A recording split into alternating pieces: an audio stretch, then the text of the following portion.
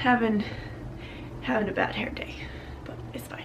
Hello everyone and welcome back to my channel. Happy Valentine's Day. That is why I am decked out in pink. Can't pull this up any higher without like killing myself, but it's Valentine's Day. It's a great day to be alive, in the words of Whitney Simmons, but it's also a good day to have a good day. So today I wanted to talk a little bit about intermittent fasting. This is going to be the first video in a series that includes intermittent fasting, carb cycling, and how to count your macros. So I know that these are things that are really, you hear a lot about in the fitness world, but not everybody explains them in kind of like a tangible way. Please be sure to give this video a thumbs up if you like it, and please be sure to subscribe, and without further ado, let's go. I wrote down a list so I wouldn't forget this time because I have a habit of rambling in case you haven't noticed. What is intermittent fasting? Intermittent fasting is not a diet, it's actually a style of eating where you choose to only eat during a certain amount of time during the day and not eat or fast during the other amount of time during the day. So this time can depend, but there are two styles of intermittent fasting, as in aka how you intermittent fast. And the first style that I do is where it's called the 16 and 8, where you fast, aka don't eat, for 16 hours out of the day, including usually the 8 hours that you're sleeping, and then you only eat during an 8-hour period of the day. And then the second type of intermittent fasting is where a couple of days during the week you will choose to not eat for a 24-hour period. So say from like 8 p.m. on Tuesday until 8 p.m. on Wednesday, you won't eat anything. Does anybody even use thumb holes? Like, why are they there? So why should you partake in intermittent fasting? Great question.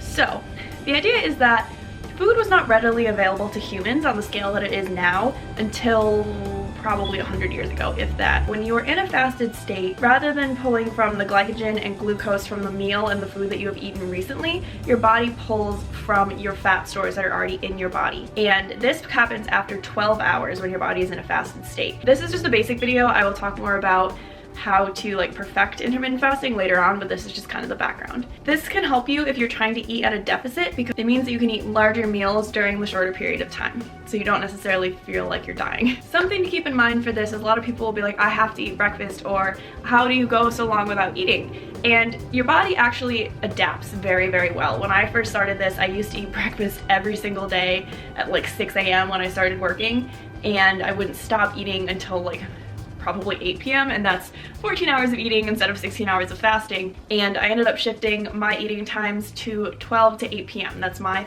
eating period. I love it. My body, I do not get hungry anymore. And the way that you can do that is that you can train your body to only eat during the, like only crave food during those times. And there are a couple ways that you can do this. The first one is just only eat during that time for a few days. It's gonna be a little brutal, but your body will adjust pretty quickly. Coffee helps, but don't do coffee that's like filled with a ton of stuff. In order to technically be in a fasting state, you should not eat anything more than 100 calories. But a lot of people say that in order to be in a fasting state, you should do strict fasting and not have anything besides water. And the second way is that if you're used to eating breakfast, say at 7 a.m. every morning, start pushing that back by an hour for a few days, and an hour later and an hour later until you're at the time that you think that you want to have your fasting be, and stick to that for a few days. It's like your body, it's amazing how much your body adjusts. Like, this is a very popular method of eating. People all over the world do it. You are not alone in the fact that it's a little tough to start, but then once you do, it's golden. So how can you make intermittent fasting work for you?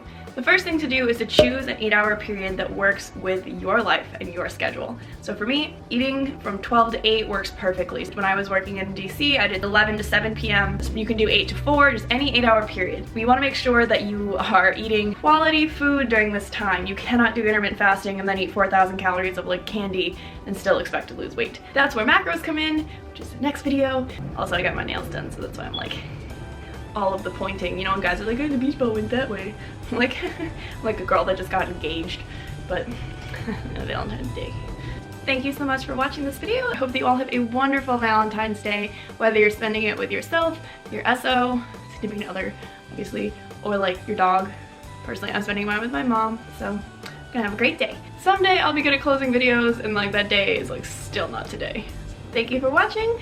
I appreciate you, I cherish you, have a great day, and I'll see you next time. Bye!